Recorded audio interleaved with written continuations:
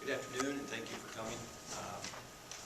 As the president of a small manufacturing company, one of the things that we're really faced with today, and not just us, but a lot of the business community, is when hiring people and looking to either replace or expand our businesses, just merely getting candidates to be able to pass a drug test. And this issue, we can't see how it would help that situation at all. In our specific case, in terms of manufacturing and being a small manufacturer, one of the other things that I'm concerned about is the safety of our workforce. When a person's out on the shop floor, they have the right to feel safe and not have somebody driving a tow motor or some other piece of equipment that may be under the influence of some chemical.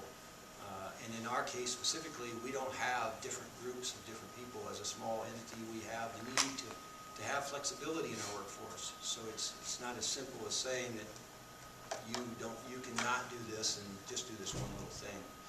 So that's sort of it from the manufacturer's perspective. Andy? Want to dive back into, so what were some of the things that our board took a look at in the context of this whole thing. Those of you who have heard me over the years talk about business and impacts to business know that I like to talk about a box. Business has to have a box in which to operate. You got to know what your costs are going to be. You're going to have to know what your liabilities are. How else can you price a product and try and make a profit if you don't know the box you're operating in? And that could be regulations passed by the government, direct costs, as I mentioned. It could be a lot of things.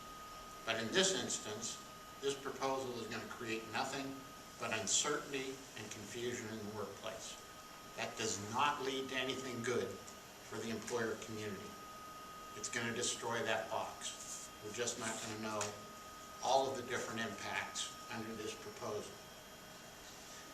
It's very disingenuous as well for these folks, Responsible Ohio, to say that they've taken into consideration or protecting Ohio employers.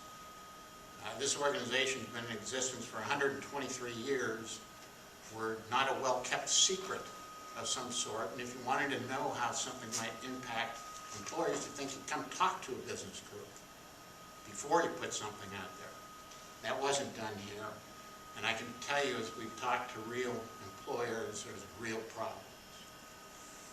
Now, for the same reason that we are supporting issue 2, we're really opposed to issue 3.